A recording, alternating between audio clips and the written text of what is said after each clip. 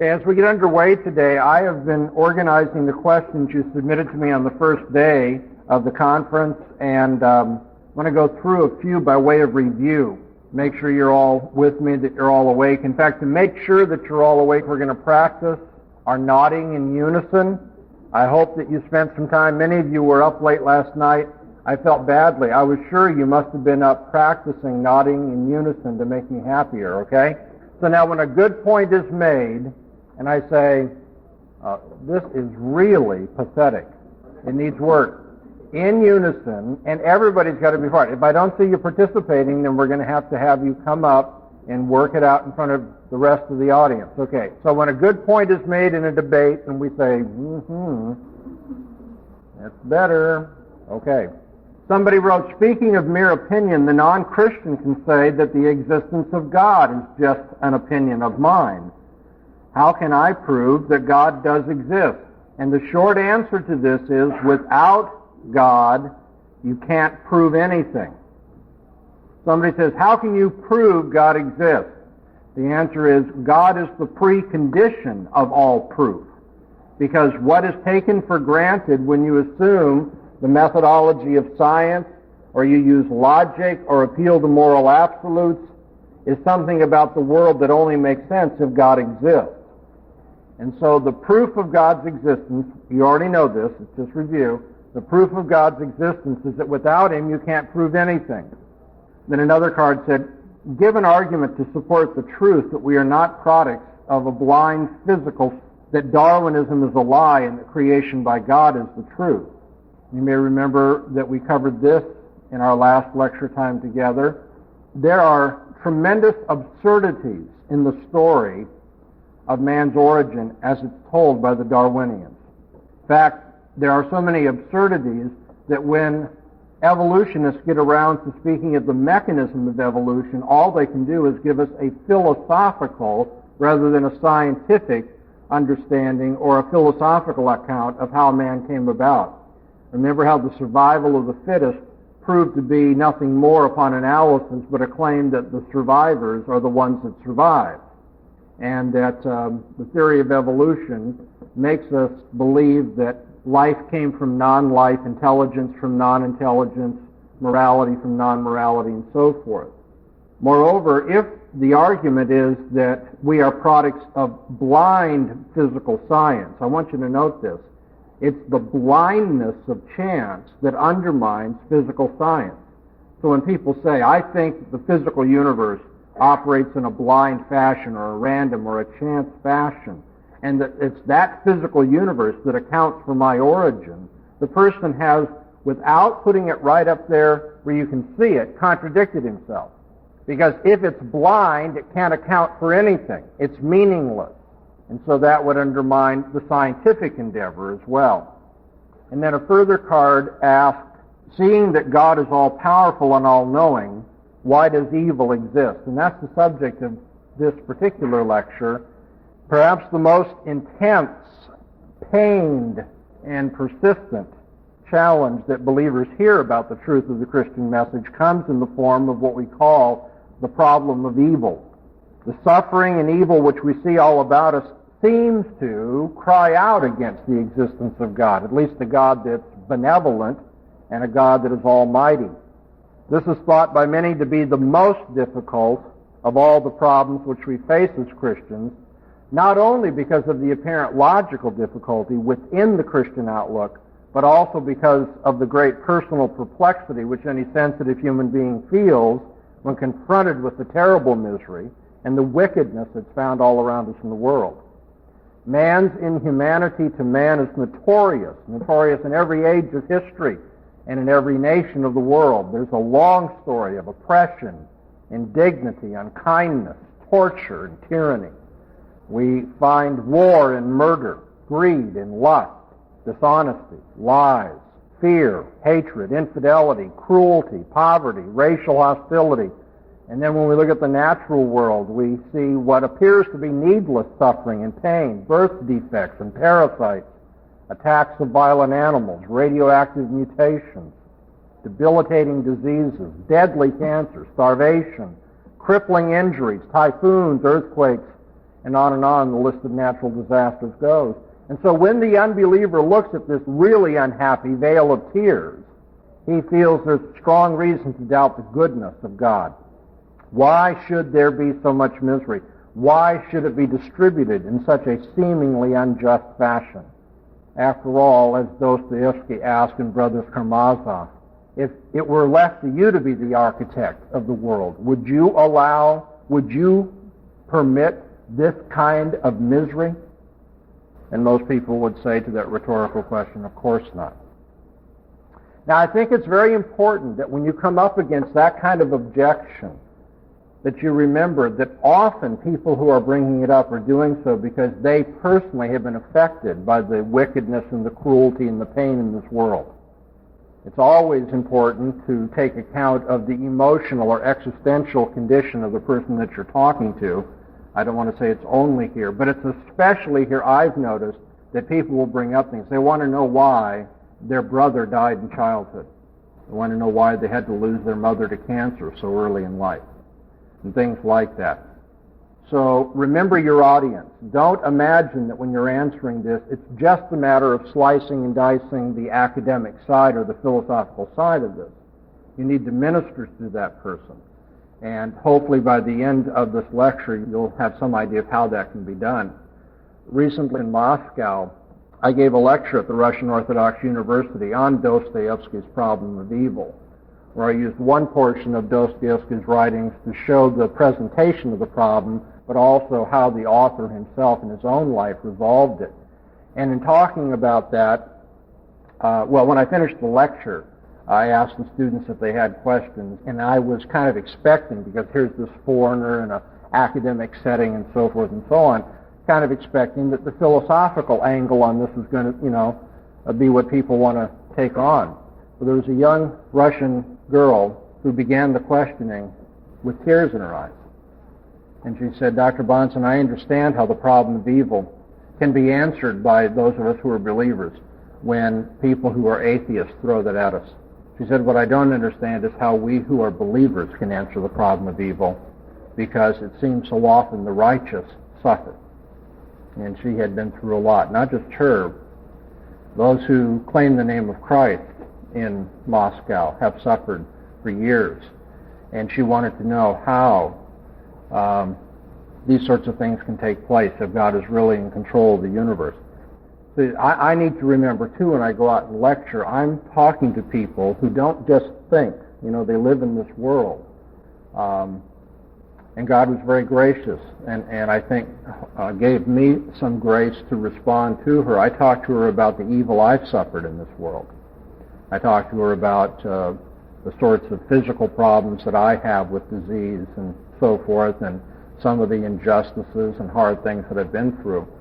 And I could tell that for all of the hoped brilliance of the philosophy, it's when I told her that I suffer and hurt as well that I realized that she was listening.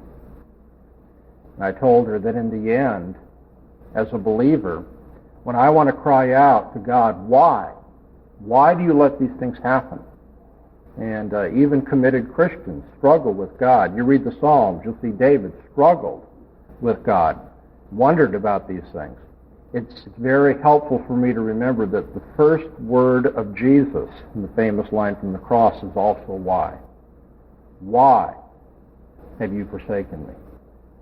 And if the Lord of glory, who knows everything, could also suffer that, then I don't believe that I've lost my humanity or my conviction about God just because it hurts me too. So please remember, when the problem of evil is brought up, it's not always being brought up by a snide philosopher or professor who thinks he's just going to whittle the Christian faith down by that. Many times people are suffering personally. Secondly, it's important for you to recognize and indeed to insist upon the reality and the serious nature of evil. The subject of evil is not an intellectual parlor game. It's not something to be dealt with in a cavalier manner, something whimsical, some relativistic choice, or simply one personal way of looking at things in the world. Evil is real and evil is ugly. A couple of days ago, you heard one of the speakers refer to this Jewish intellectual, Dennis Prager, Out in Southern California, Dennis Prager used to have Untold, the most popular religious radio program in Southern California on Sunday evenings. And his format was to have a Jew and a Roman Catholic priest and a Protestant minister, Jewish rabbi, all appear, and he would throw some religious question out, and they would kind of kick it around for about a half hour. Then for an hour and a half, there'd be call-in from people outside. And a couple of evenings, I was the Protestant representative on the show. One night, I had occasion to speak of, I don't remember how it came out, but I remember using this expression about adoring God. And somebody called in and was irate with me for talking about adoring God, and I asked why. And he said, if I understand right, he had been on some jury during that last week in a particularly terrible case of child molestation, had to look at pictures of this child that had been abused and so forth. And he said, how can you speak of adoring a God that would allow that kind of thing to happen? Well, I could see the other people in the room backing away from their microphones like, that one's all yours, Dr. Bunsen. Okay. But you see, I wanted him to be indignant. I appreciated his indignation. I didn't want him to be cavalier about that. I said, that really makes you angry, doesn't it? He said, it really does. I said, it does me too. And you'll see by the end of the lecture why it's important that when people bring up the problem of evil, they bring it up as evil, not just as unhappiness, not just as different strokes for different folks, but as something that they want to condemn. Let's see why you have to take it seriously, or why, in terms of defending the faith, it's important you take it seriously. The problem of evil is, first of all, a logical problem. Let me try to explain. You'll be told that Christians hold to a series of premises and that you cannot hold all of those premises consistently. And I'm going to simplify this. We believe that God is all good. Secondly, we believe that God is all powerful. Thirdly, we believe that evil exists. But, as the argument goes, if God is all good, he wouldn't want that evil. Secondly, if he's all powerful, he could eliminate that evil. Therefore, if evil exists, God is either not all good or not all powerful. And that's the logical problem of evil. Allegedly, there's an incoherence in the Christian worldview because we have premises which will not logically hang together. But I'm going to ask this question. If you remember, I put up on the board again the four things you keep looking at. When somebody gives an argument against Christianity, you want to know if that argument will fly. Ask, is this an arbitrary consideration? Are there inconsistencies in this presentation? What are the consequences of it? What are the preconditions of it? For whom is evil logically a problem? Is evil logically a problem for the Christian, or is evil logically a problem for the non-Christian? It should be obvious upon reflection that the unbeliever cannot urge the problem of evil against you or against me unless the unbeliever has the right to assert there is evil. If there's nothing that counts as evil, then there's no problem of evil that has to be accounted for. And so it's crucial to the unbeliever's case against Christianity to be able to assert that there's evil in the world, to evaluate some specific instance as an instance of evil. So what does the unbeliever mean by good and evil? By what standard does the unbeliever determine what counts as good or what counts as evil? What are the presuppositions in terms of which the unbeliever makes any moral judgment about goodness or evil whatsoever? Let's look at some possibilities. Go through them real quickly. We could do a full course in metaethics, but I'm going to reduce this down to about 5 or 6 minutes consideration. Perhaps the unbeliever takes the word good and evil to pertain to what evokes public approval or disapproval. But if evil or good pertains to the evoking of approval or disapproval, then on that basis, the following statement would always be senseless. We sometimes say the vast majority of the community heartily approved of and willingly joined in that evil deed.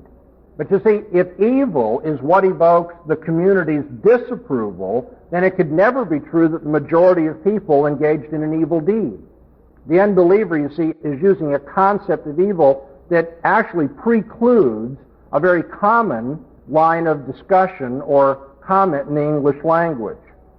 The fact that a large number of people feel a certain way shouldn't rationally convince anybody that that feeling is correct. Ethics doesn't reduce to statistics.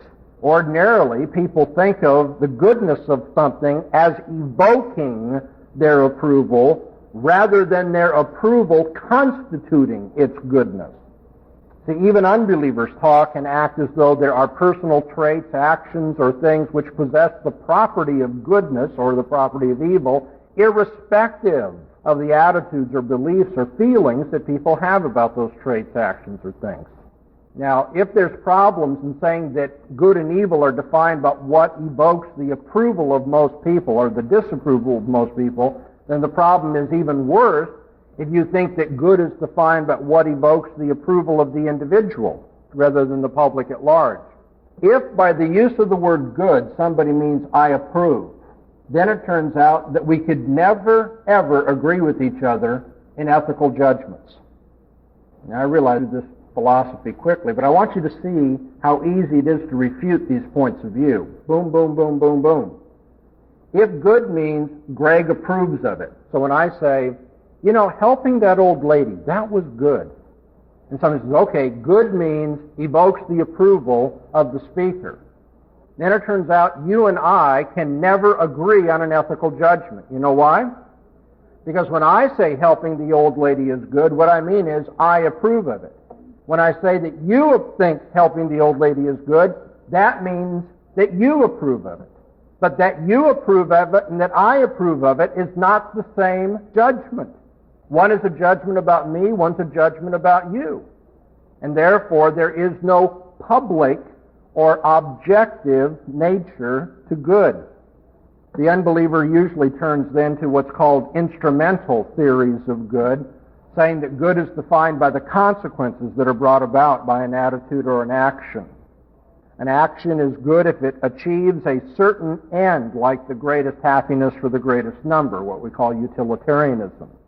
Now, the irrelevance of that concept of goodness for making ethical determinations is that one would need to be able to rate and compare happiness in order to make any judgment about goodness.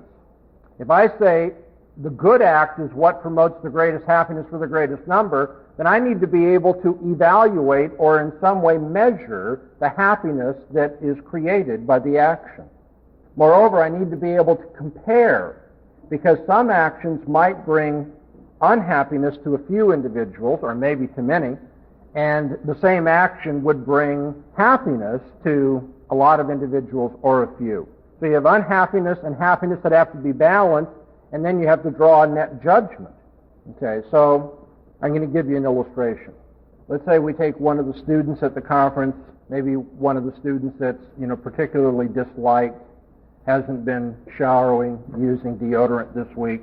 And I bring this person up here and I say, now I've got this pin, and I propose to stick this pin in this individual. Now, how many of you are going to be made happy by my doing that? Let him have it! And I said, now how many of you think it's going to hurt him? That's why we want you to let him have it.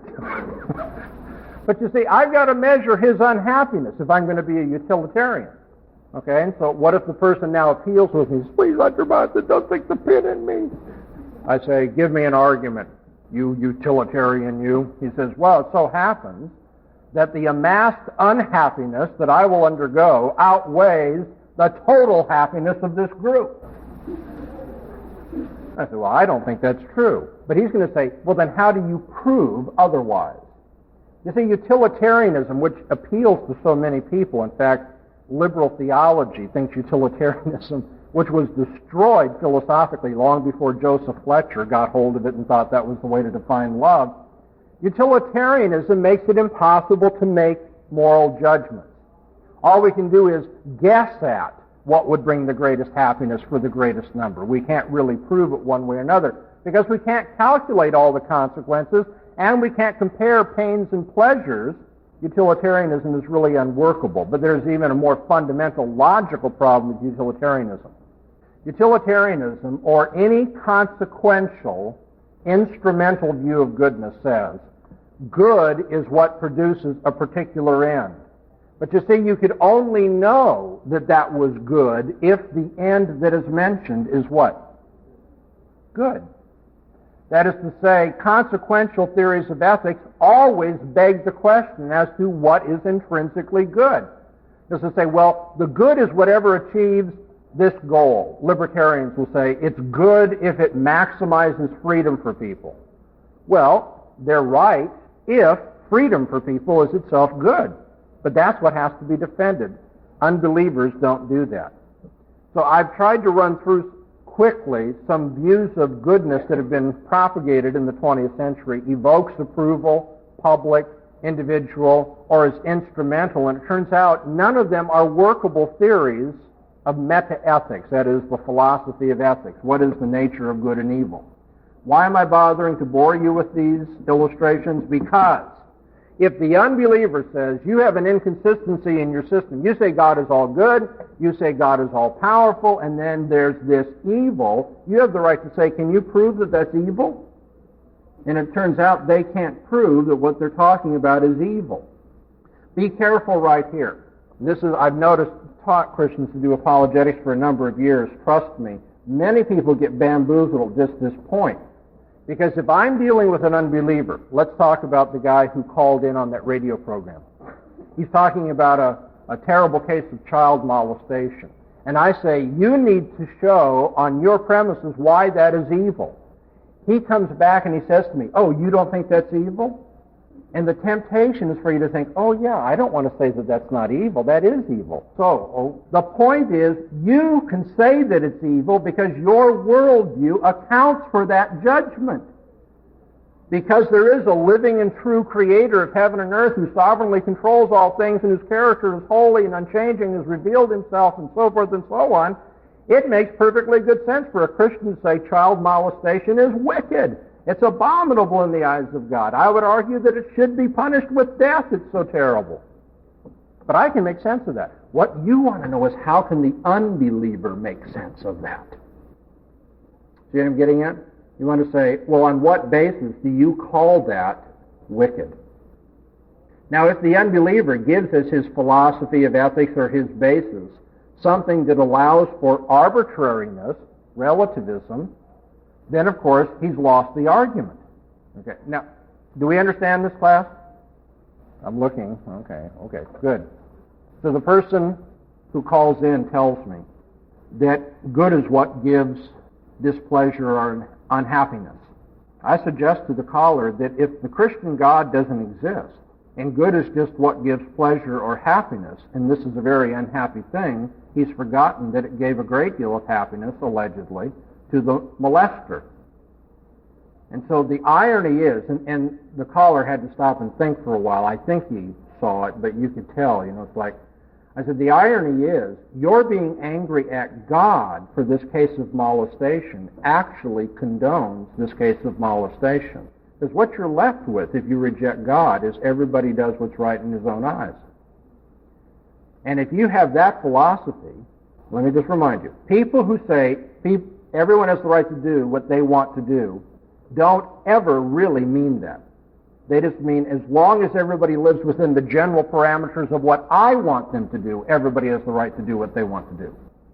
And so you have to give the counterexample and make them bite the bullet. You say, well, how about the molester? Does he have the right to do what he wants to do? Because if he does, you shouldn't have been trying him and condemning him. You should have just said, well, hey, it's different strokes for different folks. Some people molest children to get their thrills. Okay, now the unbeliever's really unhappy. He says, I don't believe that. And I say, I'm glad you don't believe that, neither do I. But I'd like you to give me an account of your moral condemnation. So earlier when I said you want the unbeliever to take evil seriously, that's because you don't want them to kind of weasel out later with, evil is just what makes people unhappy. Evil is just a relative judgment dependent upon your desires or your ultimate goals. When a person condemns child molestation, or you can pick whatever example you want, they are assuming moral absolutes. But moral absolutes cannot be made sense of, are not intelligible except in the Christian worldview. So up on the board here, when we look at the four things we're considering, remember the preconditions of intelligibility. The problem of evil is not even intelligible. You can't even make sense of the problem of evil unless you begin with the Christian conception of the world. Now, the reply that we'll sometimes get to this is, well, maybe as an unbeliever, I'm not able to call something evil, but the fact is that you Christians, within the circle of your thinking, still have a paradox that has not been resolved. Okay? The unbeliever says, I don't have the right to call that evil, but you call that evil, and I want to know how you can call that evil and still believe that God is all-powerful and God is all good. Kind of, brighten your eyes here, nod your head. You understand how this is a slightly different approach to the problem? Now we need to answer, how can we believe that there's no inconsistency there? And this is where presuppositional thinking, I think, is so powerful. Remember that we always evaluate our experiences or the particulars that we encounter in light of our ultimate assumptions, our presuppositions. Okay? So what are my ultimate presuppositions? If I'm a Christian, I presuppose God's revelation of himself, what he says about himself in Scriptures. And we learn in the Scriptures that God is all good, God is all powerful. We also learn in the Scriptures that evil exists, but for the time being, I'll just say that's something we observe in the world. If my ultimate presupposition is the goodness and the power of God, and then someone points to evil in the world, I'm going to evaluate that in light of my presuppositions and draw what conclusion? I'm going to draw the conclusion there's a morally sufficient reason for that evil that we find in the world. Okay? If that is my worldview, it is perfectly logical for me to draw the conclusion not that God doesn't exist, but that God must have a good reason for what he's done. This is a lot more profound logically than you might realize. The unbeliever has brought the problem of evil to you, thinking that you must evaluate evil in a neutral fashion. And if you approach it neutrally, the question is legitimately asked, so is there or is there not such a God? But if my commitment is to the existence of this God, when evil is presented to me, I draw this conclusion, that evil must have a morally sufficient reason, because the God I worship is all-powerful and all-good. That is just as legitimate a way of reasoning as, actually it's more legitimate, but it's just formally as legitimate as the line of reasoning the unbeliever wants to take, and that is that evil shows God can't be all-good or all-powerful. And so what you tell the unbeliever is, well, we Christians believe something else. Not only is God all good, not only is God all powerful, we have a third proposition taught to us in the Bible. God has a good reason for everything he does. And with that, there is no longer a logical problem of evil. The logical problem just dissolved. That is, I took the logical sting out of it by adding this other proposition.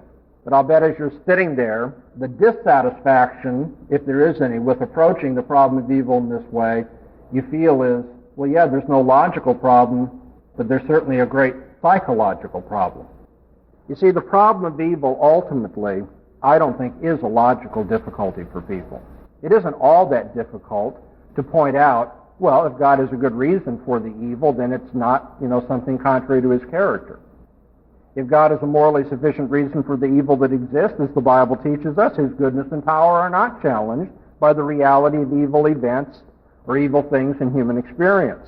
The only logical problem which arises in connection with discussions of evil is the unbeliever's philosophical inability to account for the objectivity of his moral judgments. Okay, so the problem of evil is not fundamentally a logical one.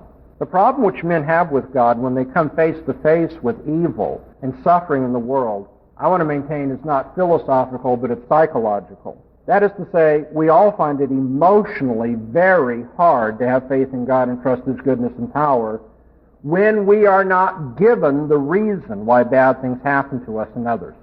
See, the unbeliever presents the problem of evil I'm suggesting, whether he says it explicitly or not, with this underlying demand. If there's a morally sufficient reason for this evil, then I need to know what it is. Why did such terrible things happen? Unbelievers internally cry out for an answer to that question. By the way, believers do too, as I've already confessed. But God does not always, and indeed if I read the Bible correctly, he rarely provides an explanation to human beings for the evil that they experience or that they observe. In Deuteronomy 29:29 we read, "The secret things belong to the Lord our God." As an aside, I might add, even if God told us why evil things took place, we might not understand it. There's kind of an arrogance in Dr. Bonson or you or the unbeliever when we say, God, give me a reason for why I'm suffering. Because if God were to state to us the reason, we might be totally baffled. And that's because, as Isaiah tells us, God's thoughts are higher than our thoughts. God may be doing things with the evil you're undergoing or that your loved ones undergo, doing things which are so complex and so, in a sense, mysterious, that even if he told you, you might not understand it. But anyway, God doesn't usually tell us why we suffer evil. Nevertheless, the fact remains that though he hasn't given us the reason for our misery and suffering or the injustice of this world, they are part of his plan for history and for our individual lives. And as God says, for those who love him, everything will work together for good, and those who don't love him are going to be ultimately cursed, eternally cursed. So the Bible, you see, calls on us to trust that God has a morally sufficient reason for the evil that is found in this world. But the Bible does not give us the reason or reasons that are morally sufficient for the evil, leaving it up to us then to finally judge whether God has been good or not. But the unbeliever will find that intolerable. Tolerable for his pride, for his feelings, maybe for his rationality. Because he refuses to trust God. He won't believe in a God that doesn't tell him why evil things take place. The unbeliever says, unless I'm given the reason that I can examine and assess, I won't believe in him. And so let's, put it briefly. Look at the whole story, reduce it now. The bottom line is the unbeliever won't trust God unless God subordinates himself to the intellectual authority and the moral evaluation of the unbeliever. That's what it comes down to. The unbeliever says, let God be on trial, and when I'm satisfied that he has a good enough reason for the evil, then I'll trust in him. Unless God consents to trade places with the sinner won't trust him. Now what do you think? Is God willing to enter into that kind of negotiation? God says, well, since you're the guilty party, I'll have you judge me. No. The problem of evil comes down to the question of whether a person should have faith in God and his word rather than place faith in one's own thinking and evaluations and values. It finally is a question of ultimate authority within a person's life. Now listen, if at the beginning of this lecture, when I introduced the problem of evil, I would have said, that really comes down to just the question of what's your ultimate authority. You all would have said, boy, that sounds a little too quick. But I hope upon analysis, you see, there's no escape from that. In the end, it's a matter of whether the unbeliever will judge God or whether God will judge the unbeliever. Now, what happens if we say, unbelievers, you all have the right to judge the Almighty? Do unbelievers all agree with one another about what's good and what's evil? Nope. The minute you take it out of the absolute authority of God, in a sense, you've made it impossible for any moral judgment to be made. The only logical approach, and the only one that maintains logical consistency, is to say only God has the right to declare what is good and evil. But from the psychological standpoint, it finally becomes a matter of ultimate commitment and trust. The way in which unbelievers struggle with the problem of evil is only a continuing testimony to the way in which evil entered history in the first place. The Bible tells us that sin and all of its accompanying miseries entered this world through the first transgression of Adam and Eve. And the question with which Adam and Eve were confronted way back then is precisely the question that unbelievers are facing today. Should we have faith in God's word simply because he says so? He says, I've got a morally sufficient reason for what I'm doing. Trust me. Follow this. Or should we evaluate God and his word on the basis of our own ultimate intellectual authority and moral authority? God told Adam and Eve, don't eat of a certain tree, testing them to see if they would define good and evil for themselves. God said, trust me. I'm telling you it's evil. Don't do it. Satan comes along and he challenges the goodness of God. He says, God's got base motives for this, Eve. And so you're going to have to decide, will you really die if you eat of this tree? Can you trust God to do what is right for you, Eve? And the entire course of human history rested on how she would approach that problem.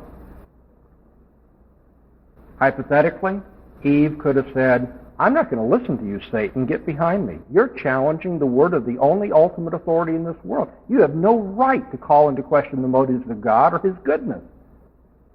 But you know that isn't what she did. And instead she said, well, Satan's got a hypothesis, God has a hypothesis, and I'll have to be the final judge. And that's where evil came from on the Christian story.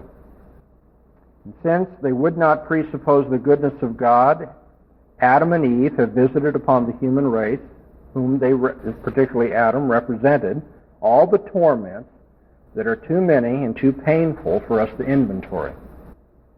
When unbelievers refuse to accept the goodness of God on the basis of his own self-revelation, they are simply perpetuating the source of all of our human woes. That is to say, rather than solving the problem of evil, the unbeliever is just part of the problem of evil. And so let's get two things from this lecture. First of all, the problem of evil does not present anything like an intellectual basis for a lack of faith in God. There is no intellectual or, if you will, logical problem in what's called the problem of evil. Rather, what's called the problem of evil is simply a personal expression of a lack of faith. That's true for the unbeliever. When the unbeliever says, I'm not going to trust God, you give me a reason or else. But of course, when it's a psychological problem for Dr. Bonson or for you or any other believer, it's also a lack of faith, isn't it? You know, and God constantly humbles me and brings me back around that circle again. And he says, will you trust me for the sake of my promises and my word, or do I have to prove everything to you? Or to put it very simply, Greg, will you be God or will I be God? The problem of evil, when it's urged against Christianity, is not a logical problem, it's a psychological problem. It is not a ground for a lack of faith, it is simply an expression of a lack of faith. So the question on the card was, seeing that God is all-powerful and all-knowing, why does evil exist? As far as I can see, the only answer the Bible gives us is to glorify God all the more fully. Somebody says, well, how's that going to work? We're going to have to wait to find out. But if you don't wish to glorify him and trust him, you'll find out you won't be able to call anything evil at all. So, from the preconditions of intelligibility, we have now refuted the problem of evil. Another card picks up a little bit on what's sometimes called the problem of evil. It says, how can a loving, sovereign, predestinating God endlessly punish an unbeliever in hell? And many non-Christians use it. They'll say, well, the doctrine of hell is unjust. Well, now, if you saw how I dealt with the problem of evil, you can, by analogy, deal with this too. To say that God is unjust to send somebody to hell forever presupposes some standard of what? Justice. But how can the unbeliever have any standard of justice at all? You see, I told you about the problem of evil. If we believe God is all good and all powerful, and then somebody says evil exists, then we draw the conclusion, well, there must be a morally good reason for it. Likewise, if God is just, and he will send sinners to hell forever, then we draw the conclusion, sin must be really bad. The real problem over the doctrine of hell is not what all of these compromising evangelicals want to make it in our day, and it's not the problem that unbelievers claim that it is.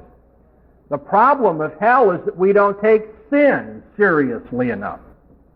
Because if I believe that God is good and just, and that committing adultery or telling a lie or gossip or whatever is sufficient to send me to hell forever, then that should tell me something about the depth of the wickedness of sin. Because of the infinite holiness of God, sin calls for infinite punishment. How can God endorse genocide in the Old Testament, killing not only men and women who admittedly were in utter rebellion, but also all the children of the sinful nation.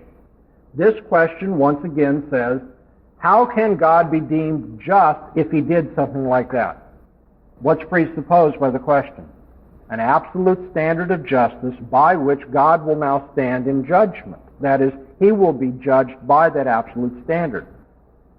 Well, then how could there be an absolute standard if God himself is not the one who stands behind it?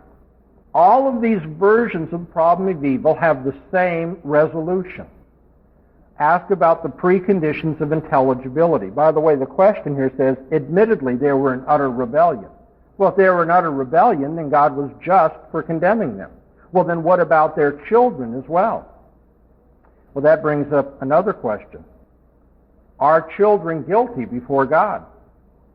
Or, let me put it in this form. Does the unbelieving Aborigine bushman in the heart of Australia in the year 50 AD burn forever when he has never been exposed to the gospel of Jesus Christ? The answer is yes. He does. I don't say that with relish or with glee, but you must take very seriously that the person who has not been exposed to the gospel, even as the child in the previous question, are deemed guilty before God. If you have doubt about that, take the book of Romans, read chapter 1 thoroughly. Paul tells us that the wrath of God is revealed from heaven against all ungodliness and unrighteousness of men who suppress the truth in unrighteousness. Paul describes the entire human race as guilty of breaking the laws of God, and that all men know the laws of God through the testimony of conscience and also from the created order round about. And that because all men know these laws, they are guilty for violating them. Please understand, time is short, God is not going to send anybody to hell for not hearing the gospel.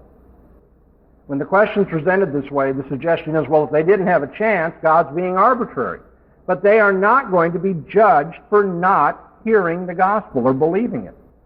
They're going to be sent to hell for violating the law of God, which they know in the natural order and in their heart of hearts. See that you truly believe in Christianity and you are very convincing. But Jehovah's Witnesses, Muslims, and Mormons are equally devout and convincing, so why should I believe you?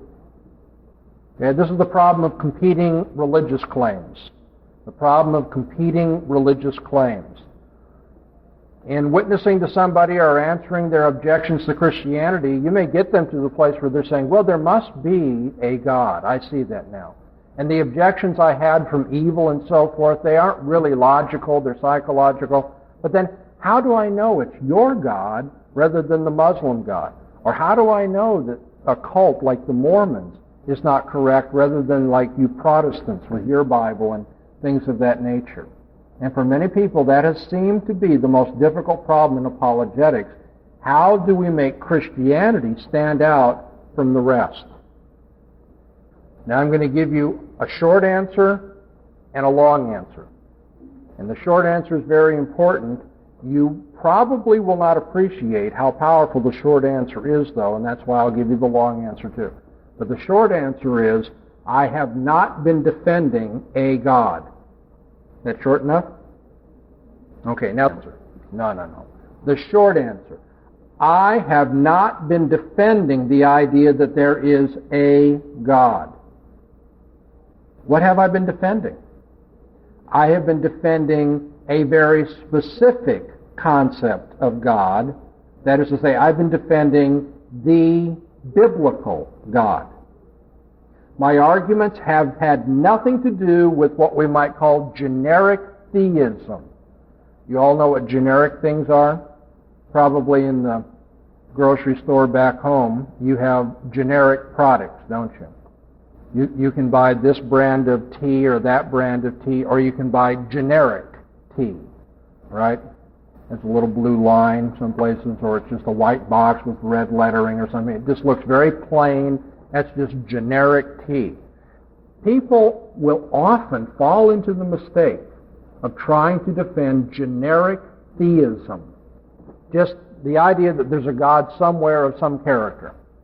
But in every one of the answers that I've given you thus far, and I trust if I'm faithful in all that I'll give you in this conference, I'm not going to be defending anything generic. I'm always defending and only defending Christian theism, which is to say biblically defined theism. And the reason I'm emphasizing this in terms of the short answer is you have to understand that it's only the biblical God, only the God who reveals himself in the Scriptures, that provides a worldview that is not arbitrary, inconsistent, have consequences that anybody would want to get rid of, and provides the preconditions of intelligibility. All the other concepts of God, all the other religions, including the Christian cults, do not do that. So you have to be kind of careful. Many times, if you're witnessing to somebody on campus or you're in the cafeteria and having a talk, there might be a friend who comes along that's, say, a Mormon. You'll sit down, and this Mormon wants to, kind of chime in with you. And this Mormon likes, in abstract or in general terms, what you're saying. So the Mormons say, yeah, we stand together on this. And you need to, in a polite and kind way, not sarcastic and cutting, but you need to say, no, we don't stand together on this. I am not defending the Mormon concept of God. Or if you have, say, a Muslim friend, or sitting down as a Christian with your Muslim friend, and the two of you are talking to an atheist, and it may appear that you and the Muslim, see, we side, we're buddies here for a while, because we want this atheist to admit he's wrong and that we are generally right. There is a God, and then after we get to that step, we take another step and talk about now who's got the right idea of this God. Is it Jehovah or is it Allah?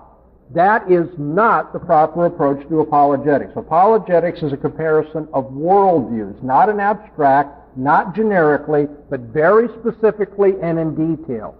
The only worldview that I defend is the biblically defined worldview. It's only Christian theism that I defend. So now when somebody comes along and asks a question similar to what's on this card, say, well, how do you know that it's yours rather than the Muslim? I'll say, the only one I've been defending is mine. Okay, but then the Muslim's going to say, I've got a worldview too. And I've got a revelation too. And I've got an absolute personal God too. And so now how are we going to choose between them? Anybody have any ideas what we might want to look at in the Muslim approach, Islam? Like maybe whether it's arbitrary and full of inconsistencies, what its consequences are, and whether it provides the preconditions of intelligibility.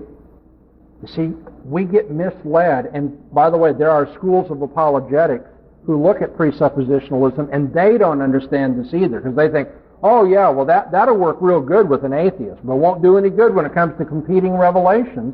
Well, sure it will, because we're going to evaluate these competing revelations on the same basis. You have to understand, I don't believe that Christianity is, how can I say this, conforms to what we're looking at on the board here just because I say so. Christian claims, people say, that's just arbitrary. So it's not arbitrary. God revealed that. Oh, well, it's full of inconsistencies. Show me one. Well, the Trinity. And then you go to show how the early churches defined the Trinity in a way that's not inconsistent, so forth.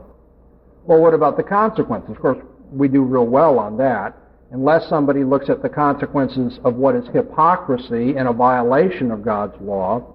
And you should remember this. When people point out, well, Christians have lived in a terrible way, blah, blah, blah. They killed those witches in Salem, or people who claim to be witches. People bring that up, I always want to say, but don't you see, it's the Bible that enables us to condemn the killing of innocent people who claim to be witches. And so it's not the Bible that you should be angry with, but those people claiming to follow the Bible and they weren't.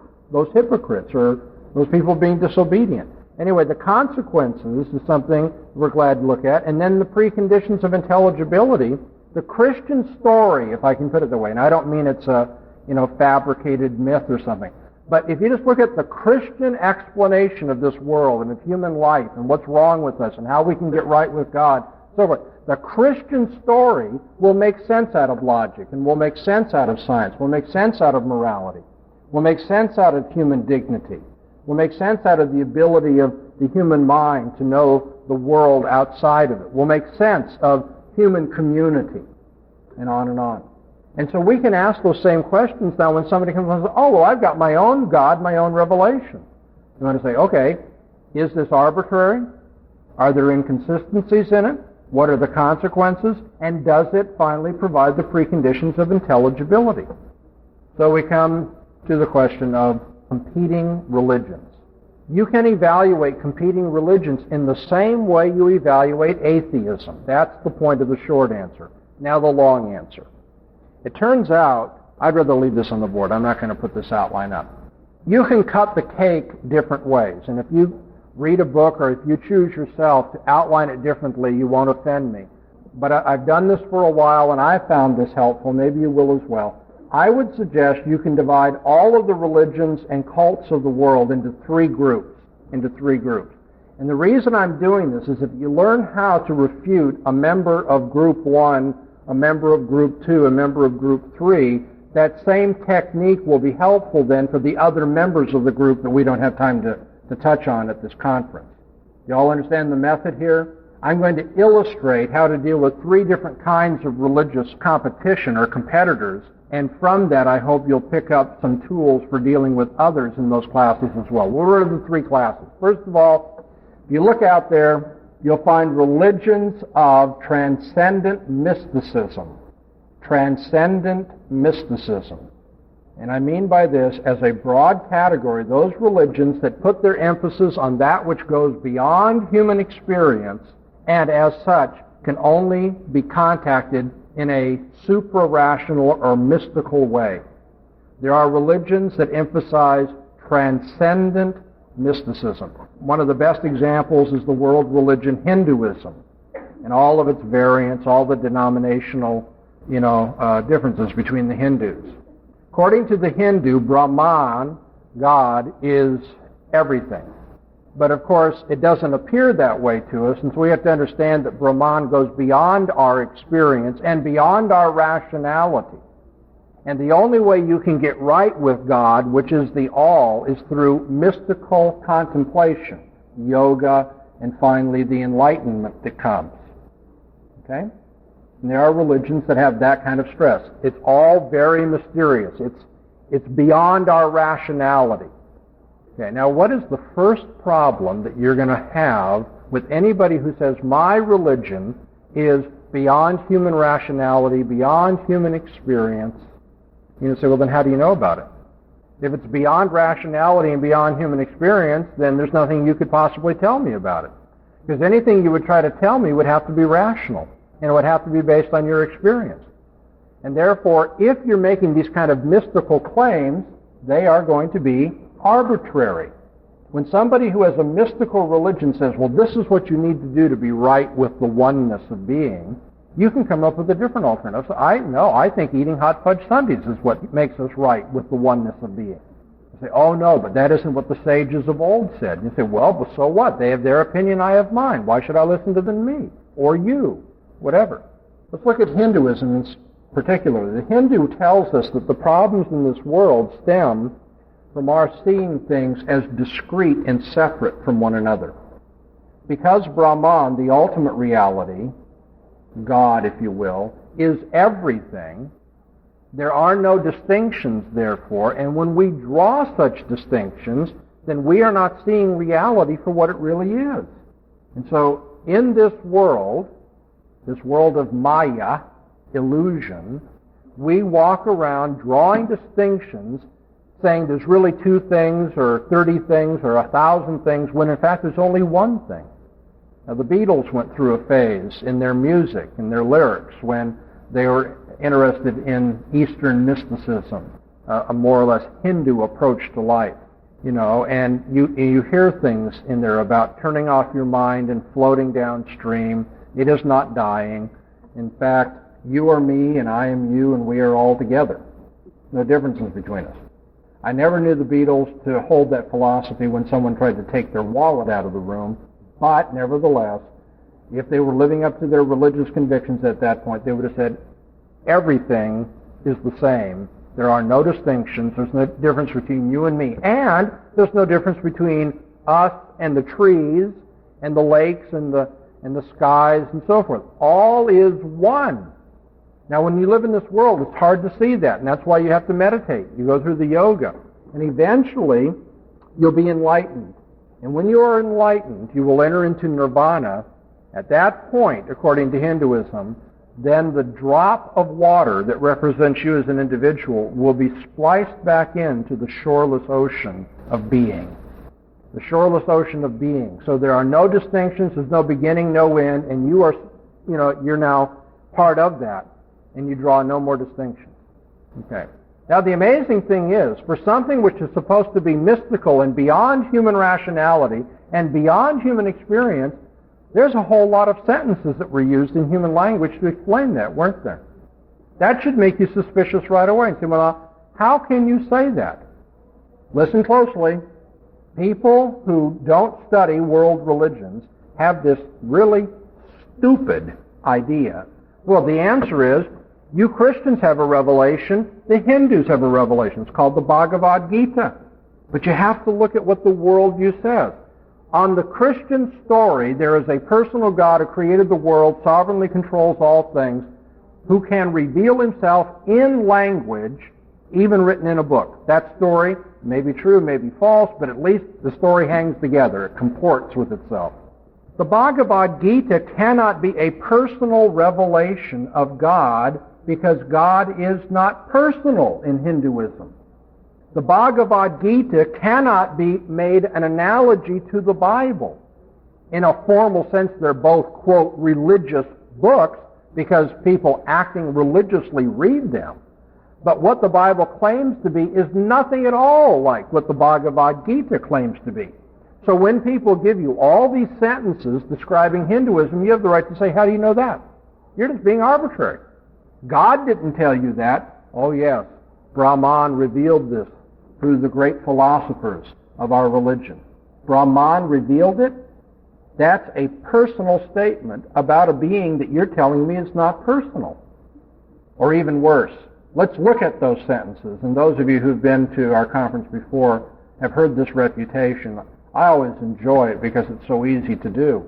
If I run into, say, a Hare Krishna, one of the versions of Hindu thought, at the airport, and the Hare Krishna goes through all of this stuff, and he says, you're not in nirvana. You're in this world of Maya. You are on the wheel of life, and if you don't get things right, you'll be reincarnated. You'll have to go through this again until you finally get enlightenment, then you can enter nirvana. I always say, now, let me just see if I can tell this story back to you. If I got this right, the real problem in my life and in this world is that we draw these artificial distinctions, when in fact ultimate reality is one. We see many things, and we shouldn't draw those distinctions. He thinks, boy, I almost have a convert here. And I say, and I haven't entered into nirvana yet because I keep drawing these distinctions, and I need to be enlightened and to give up that way of thinking. Yes, that's exactly right.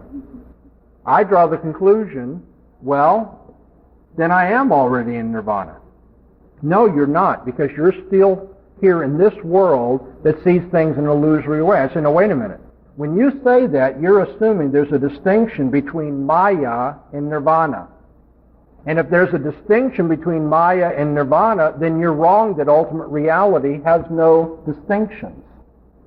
Some of you are wondering, is that the end of the lecture? That's the end of it. Because the Hindu has just given you the rope by which you hang him. If you listen to the story, it's arbitrary and it's got inconsistencies, or another, well, we'll get to the preconditions in just a second. If there are no distinctions, then I must already be in nirvana, because there can't be a difference between nirvana and anything else. Everything is nirvana. Or you could say everything is Maya, or everything is samsara. If everything is one ultimately, then it makes no sense to even have a sentence that distinguishes one word from another. I'm not making this up. I'm not making it easy on myself. You will then have Hindus tell you things like this. Well, that's your problem, Dr. Bonson. You're committed to this Western logic.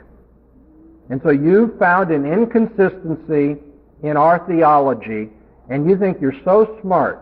But our theology is, what did I tell you? Transcendent, it is mystical, it is beyond logic. And that's at this point that we're now dealing with the preconditions of intelligibility.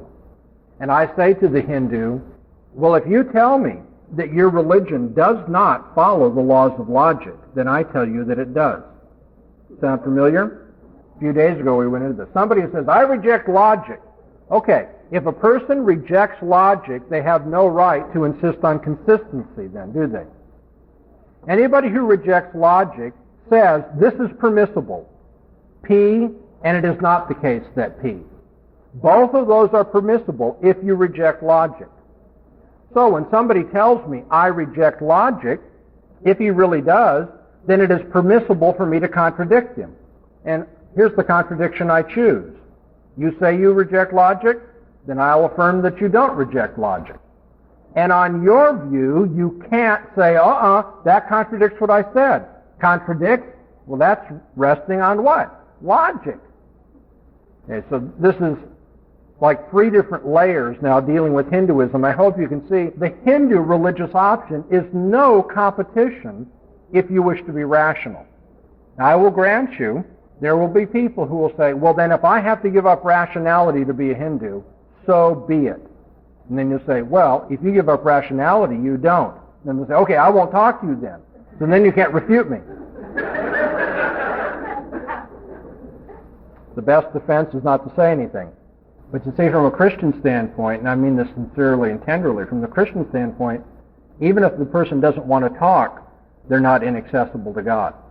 The Holy Spirit doesn't worry about the fact that they've closed their mouth. God can still reach them. And I'll say, well, you're going to have to think logically even though you won't say anything. No, I'll become insane rather than be a Christian. Well, remember, I'm interested in the conversion of the individual, but from an apologetical standpoint, honoring Christ and the truthfulness of His Word, when a person says, I'd rather be insane or I'd rather give up the laws of logic, all you want to say is speak up into the microphone, please. Because that's just another way of declaring the only way to be rational is to be a Christian. And that's what we're trying to show. And if somebody says, well, then I don't wish to be rational because I hate God so much, we'll say, well, in a sense, that's very consistent of you, you inconsistent person. Because what you're saying is your heart is so much in rebellion against God that you don't want to be rational if it requires Christianity. Okay, religions of transcendent mysticism. The second category in world religions and cults would be a category that I call religions of eminent moralism. Eminent is the opposite of transcendent. By the way, there are 2 spellings of what we say when we use the word eminent. This is I-M-M-A-N-E-N-T rather than I-N. We're not talking about the eminence of somebody like a movie star, but eminence means it has emanated or it's near at hand. It's close to or part of human experience. There are some world religions that don't emphasize what goes beyond human experience, but rather what's here and now and part of our detailed experience or our daily experience. And those religions prove to be not so much mystical, like the Hindu, Hare Krishna, and other sorts, but moralistic religions. And a good example here would be Confucianism or Buddhism. Okay? Confucius asserted something that he thought was transcendent, Tien, the heavens. But even at that, as you can tell, the heavens are not as transcendent as Brahman, which is beyond all categorization and words and so forth. And the emphasis in Confucianism is not upon ritual, meditation, mysticism, and so forth, but upon living in a certain way. And so you all know the analects of Confucius. Confucius say, okay, and so the noble man in Confucian religion, the noble man lives in a certain way. He protects the face of his neighbor, which is the way of saying he does not publicly shame people. He is courteous, on and on and on. And so there are plenty of religions like that. And by the way, that is the most devastating refutation of religions of eminent moralism. There's so many of them. How is that a refutation? Let's say somebody, is arguing with you, you're a Christian, and you say, well, Jesus tells me to do X, Y, Z. The other person says, well, I don't follow Jesus, I follow Confucius. And Confucius say, A, B, C. We have every right to say, well, what authority does Confucius have? Now you're all sitting there thinking, well, there's got to be more. No, don't you understand? That's the end of it. So Confucius said this. I don't mean to sound sarcastic, but quite honestly, big deal. Who's Confucius?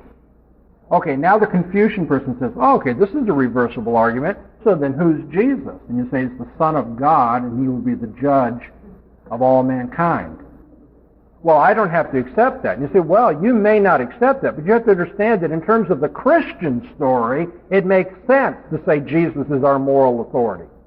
But in terms of your view of the universe, where Tien, the heavens, control all things, so what? What's so special about Confucius? He was especially wise. Now, are you going to be fooled by that? The next question is, and who says so?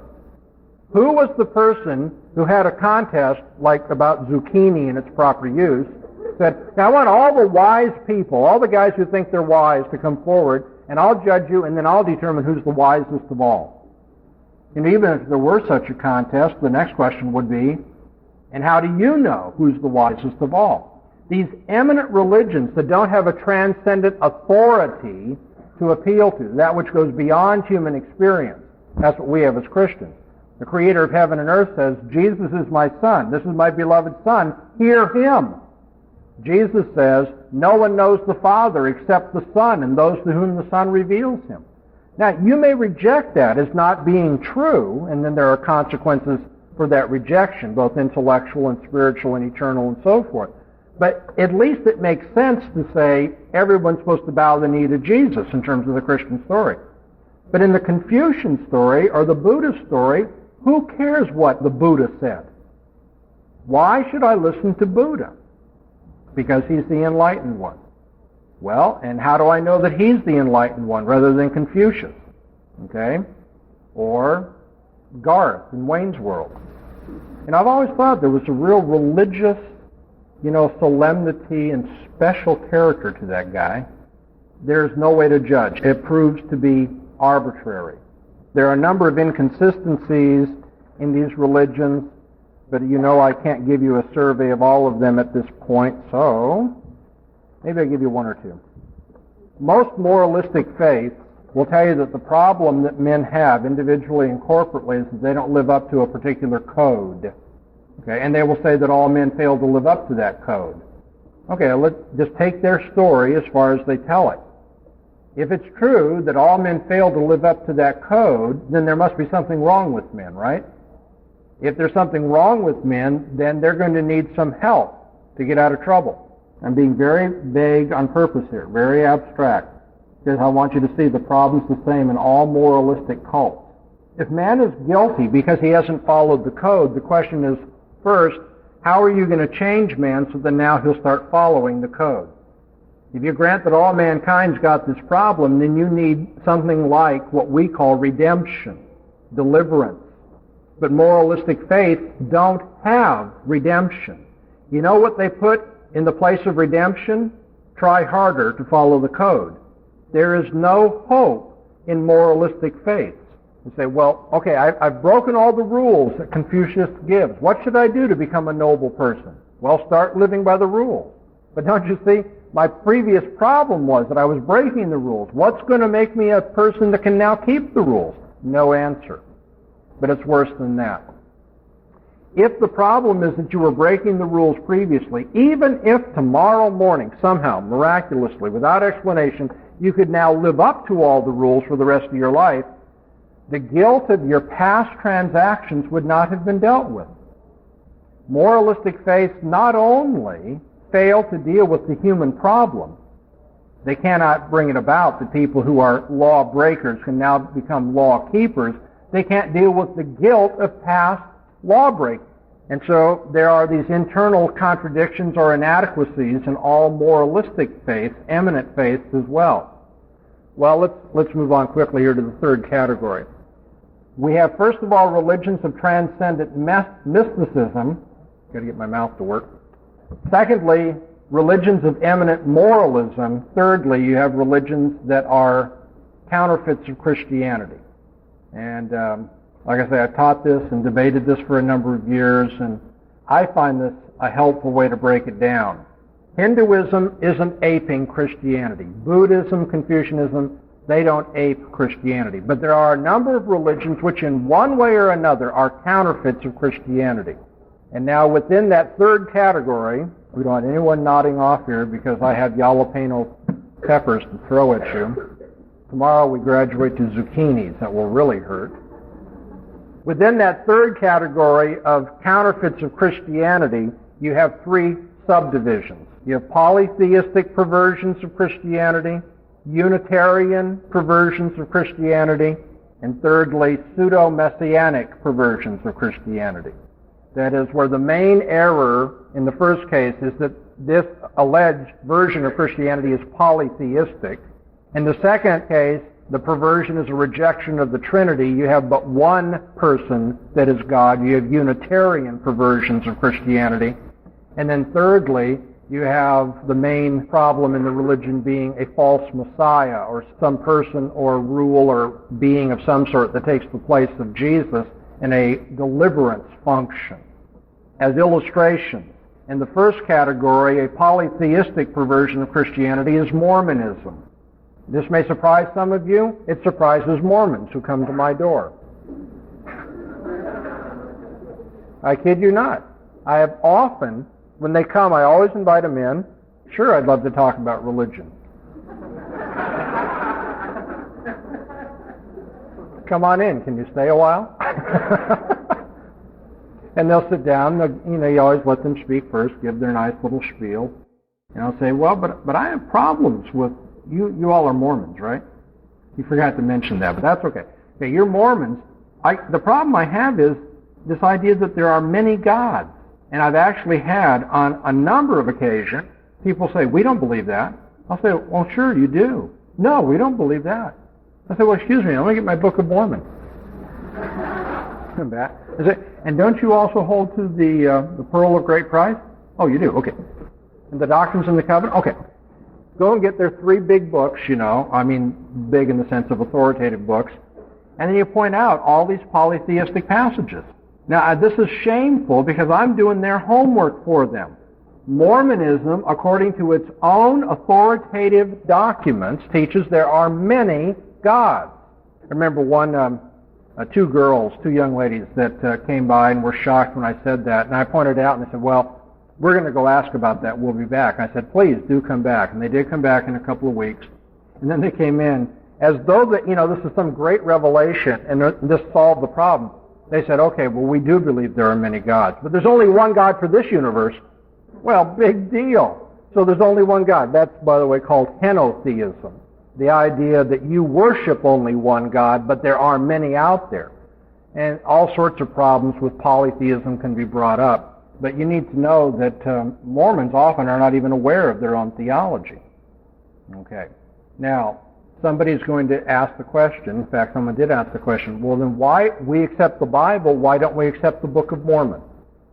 Let's ask, what do Mormons say the relationship is between the Bible and the Book of Mormon? Do they reject the Bible? Some of you may already know. No, they do not reject the Bible. They say that God revealed all these books that we consider biblical, and that a number of years later, Jesus made a revelation of himself to the Indians of North America, and from this we get the Book of Mormon. So they see the Book of Mormon as an additional revelation to the Bible. Okay, what does the Bible tell us then is the judge or the standard of judgment for additional revelation. That is, since they grant the Christian worldview, that is, they'll say it in words, ultimately they don't really, but since they will say the Bible is authoritative, you say, okay, well then we can look at the Bible for the standards of additional revelations as they come. And one of those standards is further revelation cannot contradict what God has said previously. If a prophet comes to you and he says, follow after other gods that you have not known and so forth, or as the apostles say, if somebody comes to you and says that Jesus is, that the Messiah has not come in the flesh and so forth, then you're to reject that alleged further revelation. So this is a biblical standard. They say they're committed to the Bible. That means they are committed to judging the Book of Mormon by previous revelation. You all with me? So now all you need to do is show that Mormon theology in the Book of Mormon, Pearl of Great Price, and so forth, is in conflict with the Bible. A good place to start is whether there's one God or many, by the way. And there are any number of other things, because this always happens. Time is short. I can't give you all the illustrations I might. But you go through and show contradictions. By the way, Mormons believe some rather strange things, not just that there are many gods. Some of you are chuckling. Maybe you've already heard some of the things they believe. You realize that Mormons believe that Adam was a god. Adam, as he walked in the garden, was our God. So when you point out these contradictions, what you have done is on their own terms, you have refuted the Book of Mormon as a revelation of God. Now you're probably thinking, they're not going to sit down and take that just that easily, Dr. Bonson. And no, they aren't. Because now you're going to find out that what they meant when they said they accept the Bible is they mean they accept the Bible as it's properly interpreted and translated. And when the Bible is properly interpreted and translated, then they say it is consistent with the further revelations, like the Book of Mormon and the Pearl of Great Price. Now what are we going to do? You're going to say, well, how do we know that you have a proper translation of the Bible? You need to ask Mormons for documentary evidence for their translation of the Bible. Because you have to understand, it's not a matter of how you take a particular Greek or Hebrew word here and there. Their rewriting of the Bible is pretty amazing. In Genesis 3 in the Mormon Bible, Satan offers to God to redeem mankind. That doesn't look like just a semantic difference on a few words in Hebrew. That looks like somebody's added something to the story. In Genesis 6, Adam is baptized by immersion in the Mormon Bible. Again, I don't think that's just the translation of a few Hebrew words. Something gives. There's a long prophecy by Enoch given in the book of Genesis that we don't have in our book of Genesis at all. We learn in the Mormon Bible that man's ability to propagate sexually rests on his fall into sin. That's why men are now able to make babies. And amazingly, in the 50th chapter of Genesis in the Mormon Bible, we have a prediction of the appearance of someone called Joseph Smith. Well, I think it's a little understatement to say, isn't that a little too convenient? And so you're going to have to say, we need some manuscript evidence for this. You know how much they will give you? Exactly zero. There is no manuscript evidence for this. They will say that the Book of Mormon must be trusted because the prophet of God, Joseph Smith, gave it, and if he endorsed this translation, then you must endorse it as well. That is the translation of what you call the Bible. Well, so let's ask about the Book of Mormon then. You all know the story of the Book of Mormon? What is the Book of Mormon? What was it like? Well, it was written according to Mormons, according to the book itself in chapter 9, verse 32, in Reformed Egyptian, the language of Reformed Egyptian. Now, we, as scholars of language, don't have any examples of Reformed Egyptian. And so we've got to take their word for it, that it was written in a language that no one else knows about. Now, in chapter 9, verse 33, we read that Hebrew would have been a more perfect script to write the Book of Mormon on these plates, but the plates were not large enough for the Hebrew script, and so it had to be done in Reformed Egyptian. Of course, that does make you kind of ask, why didn't God make the plates bigger, so that he could have used the more perfect language of Hebrew that other people could have read? We have no record of writing on metal plates from antiquity, yet they claim the entire Old Testament was once put on brass plates about 600 BC. Many changes have been made in the Book of Mormon after its original translation, although Mormons tell you that it was translated infallibly and inerrantly. Joseph Smith did the translation with the Ummum and Thummim, or so we're told. But we don't know what the Ummum and Thummim were in the Old Testament, and he did it behind a sheet, and no one could watch him. He called out these things, and his friend was supposed to write them down. Now, Mormons will tell you they were written down, and then the plates were taken with the translation to an expert, Dr. Anton in New York, so that he could confirm the Reformed Egyptian translation. Now, Dr. Anton, when he heard they were making these claims, swore that it never took place, and he never said that, and he said there is no such thing as Reformed Egyptian.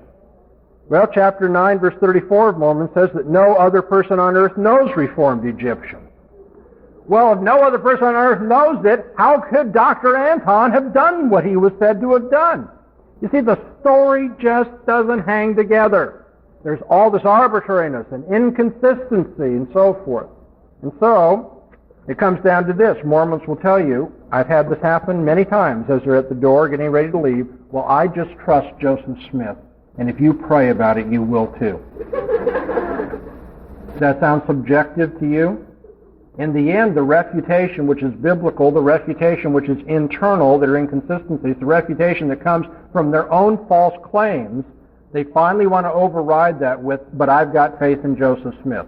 And so now, the final thing you need to know about Joseph Smith is we have the court records from this. Joseph Smith was convicted in Bainbridge, New York, before he became the prophet of God, of glass looking. You ever heard that expression? You know what a glass looker is? Okay, in the 1800s, there were people, charlatans, what we today call con men, who went around putting a rounded piece of glass, in a hat or something, putting his face in the hat and claiming to see buried treasure or where a well could be found or something like that. And some people were stupid enough to pay him to do that sort of thing, and finally he was brought to court and convicted of being a con man. And so when Mormons are leaving, having said, okay, well, there are all these problems, but if Joseph Smith is the prophet of God, you need to trust him, then I finally say, yes, and you need to know that before he became the prophet of God, he was a convicted con man. So you have your choice. All of the religions of the world, whether they are religions of transcendent mysticism, immanent moralism, or they are somehow counterfeits of Christianity, will fall subject to these problems that I've been teaching you. Now, to deal with particular ones, you have to study those particular religions. But the method that I've taught you will be usable in every one of those cases. I don't believe I have time, and you probably don't have to do another one. So tomorrow, I would like to start out with the example of the Muslims. Mormons have such wild claims and such a terrible history that, in one sense, they're sitting ducks. They're really easy. Many people will think, what do you do, however, with the Quran and with this, not many gods, but one personal God, Allah? And maybe I give you a commercial here as well. Those who want more on Mormonism, I debated Mormon, I said it wrong. If you want more on Islam, or those who are Muslims, I debated a Muslim scholar at Orange Coast College some time ago, and that's available out of our catalog as well. We'll begin with that one tomorrow. And if you have any other questions, make sure I get them before tonight so that when our last session comes about, I can answer them for you.